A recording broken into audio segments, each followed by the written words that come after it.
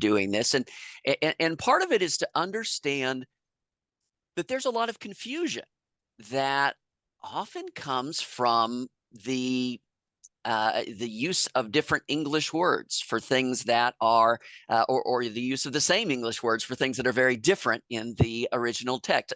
Let me give you an example. So in the New Testament, there are two very different words for two very different kinds of giving. Okay. There is what you might call almsgiving or giving down. And so that's a Greek word that is eleemosine. Okay. Now, when you are giving down, when you are almsgiving, there are very specific instructions with that. So, for example, when we read in Matthew 6, 2 through 4, when you give to the poor, don't sound a trumpet before you, as the hypocrites do on the streets. They'll be praised by people. Truly, I say to you, they have their reward in full. But when you give to the poor, eleemosine, do not let your left hand know what your right hand is doing. That's how you're supposed to give down. There's a completely different word for giving across, what in the First Timothy passage is called koinonikus. It's used in various other places as koinonion, koinonios, koinonieto, and various other places in Galatians, Romans, Second Corinthians, Hebrews, other places. Now, this, of course, all comes from that Greek word of koinonia, the fellowship community. Now, one thing that's important about this is to understand that, honestly, just like in the Old Testament, there are different gifts and there are different instructions for the different gifts.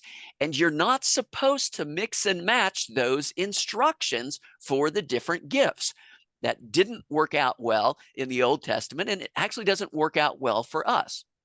Notice the difference in instructions. So, for example, if when we're looking at this giving across, this is giving across among brothers. This is sharing. So, for example, in 2 Corinthians 8:14, Paul talks about at the present time, your abundance will serve as assistance for their needs, so that their abundance may also serve as assistance for your needs, so that there may be equality. This is sharing among equals. And how is it done?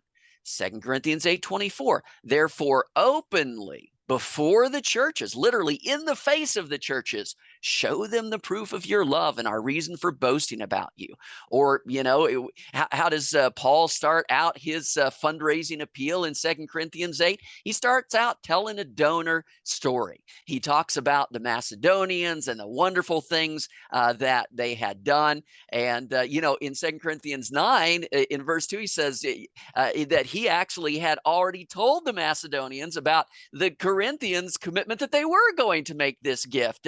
And he says, I boasted about you to the Macedonians. And by the way, some of them may be coming with me. And man, wouldn't that be embarrassing for you if you didn't openly in the face of the churches, make this great gift of generosity.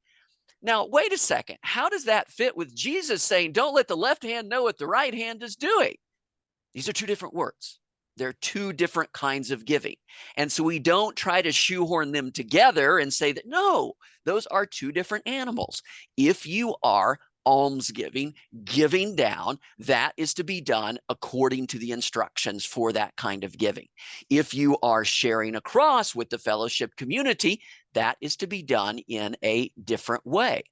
And sometimes there is confusion because there's this idea of, are Paul with his ministry to the rich and James in James 2, are they contradicting each other? Absolutely not. They're both saying exactly the same thing. Paul is describing a ministry that pulls the rich into community through their giving. That's why he uses this word koinonikus, that they are not just giving down or almsgiving, they're sharing with the fellowship community. In the same way, James gets offended if you have people walk into the assembly and you immediately say, you don't belong together, you need to be over here and let's separate, and you need to be over here, don't be interacting. He is immediately breaking fellowship, which rightly offends James. So they're both trying to accomplish the same thing. We want to pull these people into fellowship together. That is the goal of both Paul and James. So that goal is not accomplished by saying, well, let's not have a ministry to the rich. Let's not even know who is rich. It is rather saying, this is a ministry because there are certain needs, spiritual and otherwise, for this particular group within the church. And one of those needs is to be brought into community, because when you're rich, it's really easy to get isolated.